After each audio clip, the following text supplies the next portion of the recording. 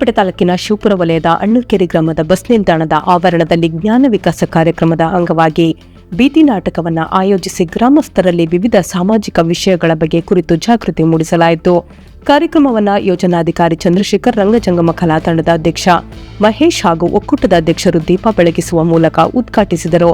ಈ ಸಂದರ್ಭದಲ್ಲಿ ಮಾತನಾಡಿದ ಯೋಜನಾಧಿಕಾರಿ ಚಂದ್ರಶೇಖರ್ ಅವರು ಇಲಾಖೆಯ ವಿವಿಧ ಯೋಜನೆಗಳ ಬಗ್ಗೆ ಮಾಹಿತಿ ನೀಡಿ ಬೀದಿ ನಾಟಕಗಳ ಮೂಲಕ ಸಮಾಜದಲ್ಲಿ ಜಾಗೃತಿ ಮೂಡಿಸುವ ಕಾರ್ಯ ಅತ್ಯಂತ ಪರಿಣಾಮಕಾರಿಯಾಗಿದೆ ಎಂದರು. ಗ್ರಾಮಸ್ಥರು ಈ ಕಾರ್ಯಕ್ರಮದ ಸದುಪಯೋಗ ಪಡೆದುಕೊಳ್ಳುವಂತೆ ಕರೆ ನೀಡಿದ್ದಾರೆ.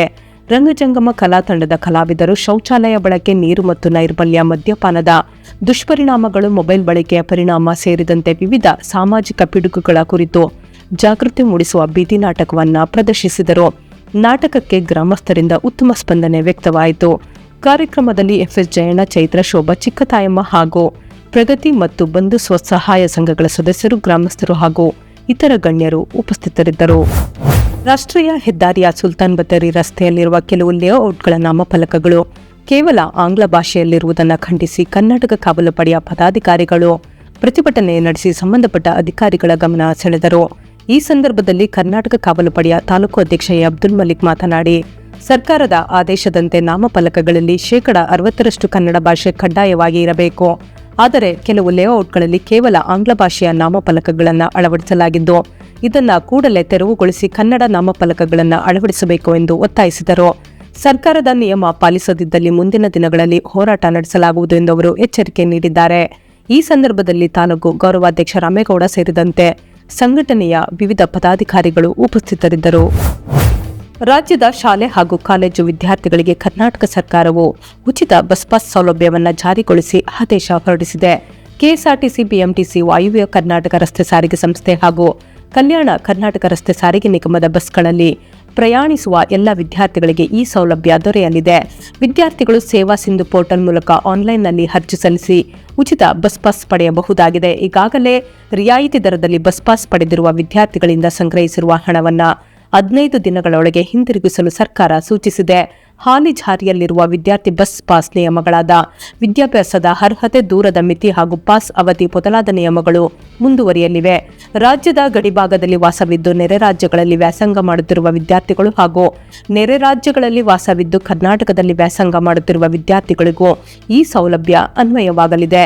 ವಿದ್ಯಾರ್ಥಿಗಳ ಶೈಕ್ಷಣಿಕ ವೆಚ್ಚ ಕಡಿಮೆ ಮಾಡಿ ಶಿಕ್ಷಣಕ್ಕೆ ಉತ್ತೇಜನ ನೀಡುವ ಉದ್ದೇಶದಿಂದ ಈ ಯೋಜನೆಯನ್ನು ಜಾರಿಗೊಳಿಸಲಾಗಿದೆ ಎಂದು ಸರ್ಕಾರ ತಿಳಿಸಿದೆ. ಎಲ್ಲ ಶುಭ ಸಮಾರಂಭಗಳಿಗೆ ಶುದ್ಧ ಹಾಗೂ ಸುರಕ್ಷಿತ ಬಿಸ್ಲರಿ ಕುಡಿಯುವ ನೀರು ರಿಯಾಯಿತಿ ದರದಲ್ಲಿ ಲಭ್ಯ. ಹಿಂದೆ ಸಂಪರ್ಕಿಸಿ. ರಾಷ್ಟ್ರೀಯ ಕ್ಷಯರೋಗ ನಿರ್ಮೂಲನಾ ಕಾರ್ಯಕ್ರಮ NTEP ಅಡಿಯಲ್ಲಿ 100 ದಿನಗಳ TB ಅಭಿಯಾನವನ್ನು ಹಿರಿಕಾಟಿ ಗ್ರಾಮದಲ್ಲಿ ಯಶಸ್ವಿಯಾಗಿ ನಡೆಸಲಾಯಿತು. ಪ್ರಾಥಮಿಕ ಆರೋಗ್ಯ ಕೇಂದ್ರ ಹೊರೆಯಾಲ ವತಿಯಿಂದ ಆಯೋಜಿಸಿದ್ದ ಈ ಶಿಬಿರದಲ್ಲಿ ಹೆಚ್ಚಿನ ಅಪಾಯದಲ್ಲಿರುವ ಜನರು ಹಾಗೂ ಕಲ್ಲು ಕ್ರಷರ್ಗಳಲ್ಲಿ ಕೆಲಸ ಮಾಡುವ ಕಾರ್ಮಿಕರ ಆರೋಗ್ಯ ತಪಾಸಣೆಗೆ ಆದ್ಯತೆ ನೀಡಲಾಯಿತು. ಪೋರ್ಟಬಲ್ ಡಿಜಿಟಲ್ ಎಕ್ಸ್ರೇ ಯಂತ್ರದ ಮೂಲಕ ಎದೆ ತಪಾಸಣೆ ನಡೆಸಲಾಯಿತು. ಜೊತೆಗೆ ಮಧುಮೇಹ, ರಕ್ತದೊತ್ತಡ ಮತ್ತು ರಕ್ತಹೀನತೆ ಪರೀಕ್ಷೆಯನ್ನ ಮಾಡಿಸಲಾಯಿತು. ತಾಲೂಕು ಆರೋಗ್ಯಾಧಿಕಾರಿ ಡಾ ಅಲಿಂ ಪಾಷಾ ಬಿಆರ್ ಮಾತನಾಡಿ, 2 ವಾರಗಳಿಗಿಂತ ಹೆಚ್ಚು ಕೆಮ್ಮು, ಜ್ವರ, ತೂಕ ಇಳಿಕೆ, ರಾತ್ರಿ ಬೆವರುವುದು ಸೇರಿದಂತೆ TB ಲಕ್ಷಣಗಳು ಕಂಡುಬಂದರೆ ತಕ್ಷಣ ಸರ್ಕಾರಿ ಆರೋಗ್ಯ ಕೇಂದ್ರದಲ್ಲಿ ಉಚಿತ ಪರೀಕ್ಷೆ ಮಾಡಿಸಿಕೊಳ್ಳುವಂತೆ ಸಲಹೆ ನೀಡಿದರು. ಶಿಬಿರದಲ್ಲಿ ಒಟ್ಟು 134 ಜನರನ್ನು ತಪಾಸಣೆ ಮಾಡಲಾಗಿದ್ದು, ಅವರಲ್ಲಿ 70 ಮಂದಿಗೆ ಎದೆ ಎಕ್ಸ್ರೇ ಪರೀಕ್ಷೆ ನಡೆಸಲಾಯಿತು. ಕಾರ್ಯಕ್ರಮದಲ್ಲಿ ಹಿರಿಕಾಟಿ ಗ್ರಾಮದ ಮುಖಂಡರು, ಗ್ರಾಮಸ್ಥರು, ಗ್ರಾಮ ಪಂಚಾಯಿತಿ ಸಿಬ್ಬಂದಿ ಹಾಗೂ ಆರೋಗ್ಯ ಇಲಾಖೆಯ ಸಿಬ್ಬಂದಿ ಭಾಗವಹಿಸಿದ್ದರು. ಪರಿಶಿಷ್ಟ ಜಾತಿಯ ಜನರಿಗೆ ಜಾತಿ ಮತ್ತು ಆದಾಯ ಪ್ರಮಾಣ ಪತ್ರಗಳನ್ನು ಶೀಘ್ರಗತಿಯಲ್ಲಿ ವಿತರಿಸಬೇಕು ಎಂದು ಒತ್ತಾಯಿಸಿ ದಲಿತ ಮತ್ತು ಪ್ರಗತಿಪರ ಸಂಘಟನೆಗಳ ಒಕ್ಕೂಟದ ವತಿಯಿಂದ ತಹಸೀಲ್ದಾರರಿಗೆ ಮನವಿ ಸಲ್ಲಿಸಲಾಯಿತು.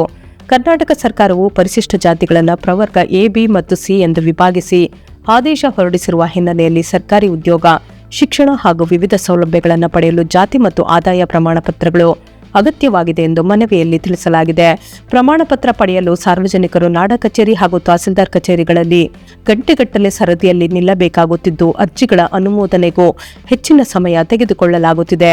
ಇದರಿಂದ ವಿದ್ಯಾರ್ಥಿಗಳು ಹಾಗೂ ಸರ್ಕಾರಿ ಸೌಲಭ್ಯ ಪಡೆಯುವವರಿಗೆ ತೊಂದರೆಯಾಗುತ್ತಿದೆ ಎಂದು ದೂರಲಾಗಿದೆ. ಇದೇ ವೇಳೆ ಜಾತಿ ಪ್ರಮಾಣ ಪತ್ರಗಳನ್ನು ರದ್ದುಪಡಿಸುವ ಮುನ್ನ ಸಂಬಂಧಪಟ್ಟ ಅರ್ಜಿದಾರರನ್ನ ಖುದ್ದಾಗಿ ಕರೆಸಿ ಮಾಹಿತಿ ಪಡೆದು ಅಗತ್ಯವಿದ್ದರೆ ಹೆಚ್ಚುವರಿ ದಾಖಲೆಗಳನ್ನು ಸಲ್ಲಿಸಲು ಅವಕಾಶ ನೀಡಿ ನಂತರ ಸೂಕ್ತ ನಿರ್ಧಾರ ಕೈಗೊಳ್ಳಬೇಕು ಎಂದು ಮನವಿಯಲ್ಲಿ ಒತ್ತಾಯಿಸಲಾಗಿದೆ. ಈ ಕುರಿತು ಅಗತ್ಯ ಕ್ರಮ ಕೈಗೊಂಡು ಪರಿಶಿಷ್ಟ ಜಾತಿಯ ಜನರಿಗೆ ತ್ವರಿತವಾಗಿ ಪ್ರಮಾಣ ಪತ್ರ ವಿತರಿಸುವಂತೆ ಸಂಘಟನೆಗಳ ಮುಖಂಡರು ಆಗ್ರಹಿಸಿದ್ದಾರೆ. ಗುಂಡ್ಲುಪೇಟೆ ತಾಲೂಕಿನ ಶಿನ್ನತ್ಪುರ ಗ್ರಾಮದ ವಿದ್ಯಾರ್ಥಿನಿ ಸಂಧ್ಯಾ ಅವರು ಜುಲೈ ತಿಂಗಳಲ್ಲಿ ಮಲೇಷ್ಯಾದಲ್ಲಿ ನಡೆಯಲಿರುವ ಅಂತಾರಾಷ್ಟ್ರೀಯ ಅಲ್ಟಿಮೇಟ್ ಫ್ರಿಸ್ಬಿ ಕ್ರೀಡಾಕೂಟದಲ್ಲಿ ಭಾರತವನ್ನು ಪ್ರತಿನಿಧಿಸಲು ಆಯ್ಕೆಯಾಗಿರುವ ಹಿನ್ನೆಲೆಯಲ್ಲಿ ಗಡಿನಾಡು ರಕ್ಷಣಾ ಸೇನೆ ವತಿಯಿಂದ ಸನ್ಮಾನಿಸಲಾಯಿತು. ಶಿನ್ನತ್ಪುರ ಗ್ರಾಮ ಪಂಚಾಯಿತಿ ಸಭಾಂಗಣದಲ್ಲಿ ನಡೆದ ಕಾರ್ಯಕ್ರಮದಲ್ಲಿ ವಿದ್ಯಾರ್ಥಿನಿಯನ್ನ ಗೌರವಿಸಿ ಅಭಿನಂದಿಸಿ ಮಾತನಾಡಿದ ಗಡಿನಾಡು ರಕ್ಷಣಾ ಸೇನೆ ರಾಜ್ಯ ಗೌರವಾಧ್ಯಕ್ಷ ಆರ್ ಡಿ ಉಲ್ಲಾಸ್ ಅವರು, ಗ್ರಾಮೀಣ ಭಾಗದ ಪ್ರತಿಭೆಗಳು ಅಂತಾರಾಷ್ಟ್ರೀಯ ಮಟ್ಟದಲ್ಲಿ ಸಾಧನೆ ಮಾಡುತ್ತಿರುವುದು ಹೆಮ್ಮೆಯ ಸಂಗತಿ ಎಂದರು. ರಾಜ್ಯ ಕಾರ್ಯದರ್ಶಿಗಳಾದ ಕಾಳಿಂಗಸ್ವಾಮಿ ಸಿದ್ಧಾರ್ಥ್ ಮಾತನಾಡಿ, ನಮ್ಮ ಗ್ರಾಮದ ವಿದ್ಯಾರ್ಥಿನಿಯೊಬ್ಬರು ದೇಶದ ಪರವಾಗಿ ಕ್ರೀಡಾಕೂಟದಲ್ಲಿ ಭಾಗವಹಿಸುತ್ತಿರುವುದು ಸಂತಸದ ವಿಷಯವಾಗಿದ್ದು, ಮುಂದಿನ ದಿನಗಳಲ್ಲಿ ಇನ್ನಷ್ಟು ಸಾಧನೆ ಮಾಡಿ ರಾಜ್ಯ ಹಾಗೂ ದೇಶಕ್ಕೆ ಕೀರ್ತಿ ತರಲಿ ಎಂದು ಶುಭ ಹಾರೈಸಿದರು. ಕಾರ್ಯಕ್ರಮದಲ್ಲಿ ರಾಜ್ಯ ಉಸ್ತುವಾರಿ ಅಬ್ದುಲ್ ರಶೀದ್, ರಾಜ್ಯಾಧ್ಯಕ್ಷ ಮುನೀರ್ ಪಾಷಾ, ರಾಜ್ಯ ಯುವ ಘಟಕದ ಅಧ್ಯಕ್ಷ ಇಲಿಯಾಸ್, ತಾಲೂಕು ಕಾರ್ಯದರ್ಶಿ ಡ್ಯಾನ್ಸರ್ ಸದ್ದಾಂ ಹಾಗೂ ಗ್ರಾಮದ ಮುಖಂಡರು ಉಪಸ್ಥಿತರಿದ್ದರು. ಗುಂಡ್ಲುಪೇಟೆ ತಾಲೂಕಿನ ಕಾಡಂಚಿನ ಕುಂದಕೆರೆ ಸರ್ಕಾರಿ ಹಿರಿಯ ಪ್ರಾಥಮಿಕ ಶಾಲೆಯ ವಿದ್ಯಾರ್ಥಿಗಳಿಗೆ ಕಾಯಿಕವೇ ಕೈಲಾಸ ಟ್ರಸ್ಟ್ ವತಿಯಿಂದ ಉಚಿತವಾಗಿ ನೋಟ್ಬುಕ್ ಹಾಗೂ ಜಾಮಿಟ್ರಿ ಬಾಕ್ಸ್ಗಳನ್ನು ವಿತರಿಸಲಾಯಿತು. ಕಾರ್ಯಕ್ರಮದಲ್ಲಿ ಮಾತನಾಡಿದ ಮುಖ್ಯ ಶಿಕ್ಷಕ ಮಹದೇವಪ್ಪ ಸ್ವಾಮಿ, ಸರ್ಕಾರದ ವತಿಯಿಂದ ಸರ್ಕಾರಿ ಶಾಲೆಯ ಎಲ್ಲಾ ಮಕ್ಕಳಿಗೆ ಸಮವಸ್ತ್ರ, ಪಠ್ಯಪುಸ್ತಕ, ಶೂ, ಸಾಕ್ಸ್, ರಾಗಿ ಮಾಲ್ಟ್ ಮಿಶ್ರಿತ ಹಾಲು, ಬಿಸಿಯೂಟ, ಪೂರಕ ಪೌಷ್ಟಿಕ ಆಹಾರ, ವಿದ್ಯಾರ್ಥಿ ವೇತನ ಸೇರಿದಂತೆ ಹಲವು ಸೌಲಭ್ಯಗಳನ್ನು ಉಚಿತವಾಗಿ ನೀಡಿ ಪ್ರೋತ್ಸಾಹಿಸಲಾಗುತ್ತಿದೆ. ಇದರ ಜೊತೆಗೆ ಸ್ವಯಂ ಸೇವಾ ಸಂಸ್ಥೆಗಳು ಕೈಜೋಡಿಸಿ ಸಹಕಾರ ನೀಡುತ್ತಿರುವುದು ಶ್ಲಾಘನೀಯ ಎಂದರು. ವಿದ್ಯಾರ್ಥಿಗಳು ಸರ್ಕಾರ ಮತ್ತು ಸಂಸ್ಥೆಗಳು ನೀಡುತ್ತಿರುವ ಸೌಲಭ್ಯಗಳನ್ನು ಸದ್ಬಳಕೆ ಮಾಡಿಕೊಂಡು ಗುಣಮಟ್ಟದ ಶಿಕ್ಷಣ ಪಡೆದು ಉಜ್ವಲ ಭವಿಷ್ಯ ರೂಪಿಸಿಕೊಳ್ಳಬೇಕು, ಓದಿದ ಶಾಲೆ ಮತ್ತು ಗ್ರಾಮಕ್ಕೆ ಕೀರ್ತಿ ತರಬೇಕು ಎಂದು ಅವರು ಕರೆ ನೀಡಿದರು. ಈ ಸಂದರ್ಭದಲ್ಲಿ ಶಿಕ್ಷಕಿಯರಾದ ಯಶೋಧ, ಸುನೀತಾ, ಸುಗುಣ ಸೇರಿದಂತೆ ಶಾಲಾ ಮಕ್ಕಳು ಉಪಸ್ಥಿತರಿದ್ದರು. ಗುಂಡ್ಲುಪೇಟೆ ತಾಲೂಕಿನ ಹಣ್ಣೂರ್ಕೆರೆ ಗ್ರಾಮದಲ್ಲಿ ಪರಿಸರ ಮಾಹಿತಿ ಕಾರ್ಯಕ್ರಮವನ್ನು ಹಮ್ಮಿಕೊಳ್ಳಲಾಗಿದ್ದು, ಪರಿಸರ ಸಂರಕ್ಷಣೆ ಹಾಗೂ ಹಸಿರು ವಾತಾವರಣ ನಿರ್ಮಾಣದ ಕುರಿತು ಸಾರ್ವಜನಿಕರಲ್ಲಿ ಜಾಗೃತಿ ಮೂಡಿಸಲಾಯಿತು. ಕಾರ್ಯಕ್ರಮವನ್ನು ಧರ್ಮಸ್ಥಳ ಗ್ರಾಮಾಭಿವೃದ್ಧಿ ಯೋಜನಾಧಿಕಾರಿ ಚಂದ್ರಶೇಖರ್ ಅವರು ದೀಪ ಬೆಳಗಿಸುವ ಮೂಲಕ ಉದ್ಘಾಟಿಸಿದರು. ಬಳಿಕ ಮಾತನಾಡಿದ ಅವರು, ಪರಿಸರ ಸಂರಕ್ಷಣೆ ಪ್ರತಿಯೊಬ್ಬರ ಜವಾಬ್ದಾರಿಯಾಗಿದ್ದು, ಪರಿಸರ ಉಳಿವಿಗಾಗಿ ಹೆಚ್ಚಿನ ಸಂಖ್ಯೆಯಲ್ಲಿ ಮರ ಗಿಡಗಳನ್ನು ಬೆಳೆಸಬೇಕು ಎಂದು ತಿಳಿಸಿದರು. ಪರಿಸರ ಸಮತೋಲನ ಕಾಪಾಡುವಲ್ಲಿ ಗಿಡಗಳ ಪಾತ್ರ ಮಹತ್ವದಾಗಿದೆ ಎಂದರು. ಕಾರ್ಯಕ್ರಮದ ಅಂಗವಾಗಿ ಒಕ್ಕೂಟದ ಅಧ್ಯಕ್ಷೆ ಸರೋಜಮ್ಮ ಅವರು ಸದಸ್ಯರಿಗೆ ವಿವಿಧ ಜಾತಿಯ ಗಿಡಗಳನ್ನು ವಿತರಿಸಿದರು. ನಂತರ ಸದಸ್ಯರಿಂದ ಗಿಡಗಳನ್ನು ನಡೆಸುವ ಮೂಲಕ ಪರಿಸರ ಸಂರಕ್ಷಣೆಯ ಸಂದೇಶವನ್ನ ಸಾರಲಾಯಿತು. ಈ ಸಂದರ್ಭದಲ್ಲಿ ಊರಿನ ಮುಖಂಡ ಶಿವಮಾಧವ್, ಕೃಷಿ ಮೇಲ್ವಿಚಾರಕ ಮಹದೇವ್ ಪ್ರಸಾದ್, ಸೇವಾ ಪ್ರತಿನಿಧಿ ಶೋಭಾ, ಸ್ವಸಹಾಯ ಸಂಘಗಳ ಸದಸ್ಯರು ಹಾಗೂ ಗ್ರಾಮಸ್ಥರು ಭಾಗವಹಿಸಿದ್ದರು. ಮದುವೆ ಮತ್ತು ಆಸ್ತಿ ವಿಚಾರಕ್ಕೆ ತಂದೆ ಮಗನ ನಡುವೆ ನಡೆದ ಗಲಾಟೆ ಕೊಲೆಯಲ್ಲಿ ಅಂತ್ಯಗೊಂಡ ಘಟನೆ ಗುಂಡ್ಲುಪೇಟೆ ತಾಲೂಕಿನ ತಿರ್ಕನಂಬಿ ಪೊಲೀಸ್ ಠಾಣಾ ವ್ಯಾಪ್ತಿಯ ಹೆರ್ಗನಹಳ್ಳಿ ಗ್ರಾಮದಲ್ಲಿ ನಡೆದಿದೆ. ಹೆರ್ಗನಹಳ್ಳಿ ಗ್ರಾಮದ ಸಿದ್ದರಾಜು ಮೃತ ವ್ಯಕ್ತಿಯಾಗಿದ್ದು, ತಂದೆ ಸಿದ್ದೇಗೌಡ ಅವರನ್ನು ಪೊಲೀಸರು ಬಂಧಿಸಿದ್ದಾರೆ. ಜೂನ್ 11ರಂದು ರಾತ್ರಿ ಹೆರ್ಗನಹಳ್ಳಿ ಗ್ರಾಮದಲ್ಲಿ ವ್ಯಕ್ತಿಯೊಬ್ಬರು ಮೃತಪಟ್ಟಿರುವ ಕುರಿತು ದೊರೆತ ಖಚಿತ ಮಾಹಿತಿ ಮೇರೆಗೆ ತಿರ್ಕನಂಬಿ ಪೊಲೀಸ್ ಠಾಣೆಯ ಆರಕ್ಷಕ ಉಪನಿರೀಕ್ಷಕ ಮಹೇಶ್ ಕೆಎಂ ಅವರು ಸಿಬ್ಬಂದಿಯೊಂದಿಗೆ ಸ್ಥಳಕ್ಕೆ ಭೇಟಿ ನೀಡಿ ಪರಿಶೀಲನೆ ನಡೆಸಿದ್ದರು. ಈ ವೇಳೆ ಸಿದ್ದರಾಜು ಮನೆಯ ಮುಂಭಾಗ ರಕ್ತದ ಮಡುವಿನಲ್ಲಿ ಮೃತಪಟ್ಟಿರುವುದು ಕಂಡುಬಂದಿತ್ತು. ಪೊಲೀಸರ ಪ್ರಾಥಮಿಕ ತನಿಖೆ ಪ್ರಕಾರ ಸಿದ್ದರಾಜು ಪ್ರತಿದಿನ ಮದ್ಯಪಾನ ಮಾಡಿ ಮನೆಗೆ ಬಂದು ತಂದೆ ತಾಯಿಯೊಂದಿಗೆ ಗಲಾಟೆ ಮಾಡುತ್ತಿದ್ದ ಎನ್ನಲಾಗಿದೆ. ಜೂನ್ 11ರಂದು ರಾತ್ರಿ ಕೂಡ ಮದ್ಯಪಾನ ಮಾಡಿ ಮನೆಗೆ ಬಂದು ಮದುವೆ ಹಾಗೂ ಆಸ್ತಿ ವಿಚಾರವಾಗಿ ತಂದೆ ಸಿದ್ದೇಗೌಡ ಅವರೊಂದಿಗೆ ಜಗಳವಾಡಿದ್ದಾನೆ. ಈ ವೇಳೆ ಉಂಟಾದ ವಾಗ್ವಾದ ತಾರಕಕ್ಕೇರಿ ಸಿದ್ದೇಗೌಡ ಅವರು ಮಗನನ್ನ ತಳ್ಳಿದ ಪರಿಣಾಮ ಕೆಳಗೆ ಬಿದ್ದ ಸಿದ್ದರಾಜುವಿಗೆ ಸಿಮೆಂಟ್ ಇಟ್ಟಿಗೆಯಿಂದ ಹಲ್ಲೆ ನಡೆಸಿದ್ದಾರೆ ಎನ್ನಲಾಗಿದೆ. ತೀವ್ರ ರಕ್ತಸ್ರಾವಗೊಂಡ ಸಿದ್ದರಾಜು ಸ್ಥಳದಲ್ಲೇ ಮೃತಪಟ್ಟಿದ್ದಾರೆ. ಮೃತನ ತಾಯಿ ಮಹದೇವಮ್ಮ ನೀಡಿದ ದೂರಿನ ಮೇರೆಗೆ ತರಟಂಬಿ ಪೊಲೀಸ್ ಠಾಣೆಯಲ್ಲಿ ಪ್ರಕರಣ ದಾಖಲಿಸಿಕೊಂಡು ಶವವನ್ನ ಮರಣೋತ್ತರ ಪರೀಕ್ಷೆಗಾಗಿ ಚಾಮರಾಜನಗರ ಸಿಮ್ಸ್ ಆಸ್ಪತ್ರೆಗೆ ರವಾನಿಸಲಾಗಿತ್ತು. ಪ್ರಕರಣಕ್ಕೆ ಸಂಬಂಧಿಸಿದಂತೆ ಆರೋಪಿ ಸಿದ್ದೇಗೌಡ ಅವರನ್ನು ಪೊಲೀಸರು ಬಂಧಿಸಿದ್ದು, ಮುಂದಿನ ಕಾನೂನು ಕ್ರಮ ಕೈಗೊಳ್ಳಲಾಗಿದೆ. ಗುಂಡ್ಲುಪೇಟೆ ಪಟ್ಟಣದ ಊಟಿ ರಸ್ತೆಯ ಸೂರ್ಯ ಬೇಕರಿ ಕಟ್ಟಡದ ಮೇಲಿದ್ದ ಸಂಪೂರ್ಣ ಇಂಗ್ಲಿಷ್ ಭಾಷೆಯ ಜಾಹೀರಾತು ಫಲಕವನ್ನು ಪುರಸಭಾ ಅಧಿಕಾರಿಗಳು ಶನಿವಾರ ತೆರವುಗೊಳಿಸಿದರು. ಕನ್ನಡ ಸಂಘಟನೆಗಳು ಹಾಗೂ ಸಾರ್ವಜನಿಕರಿಂದ ದೂರು ಬಂದ ಹಿನ್ನೆಲೆಯಲ್ಲಿ ಮುಖ್ಯಾಧಿಕಾರಿ ಸರವಣ ಎಸ್ ಅವರ ಸೂಚನೆಯಂತೆ ಆರೋಗ್ಯ ವಿಭಾಗದ ಸಿಬ್ಬಂದಿ ಕಾರ್ಯಾಚರಣೆ ನಡೆಸಿ ಫಲಕವನ್ನು ತೆರವುಗೊಳಿಸಿದರು.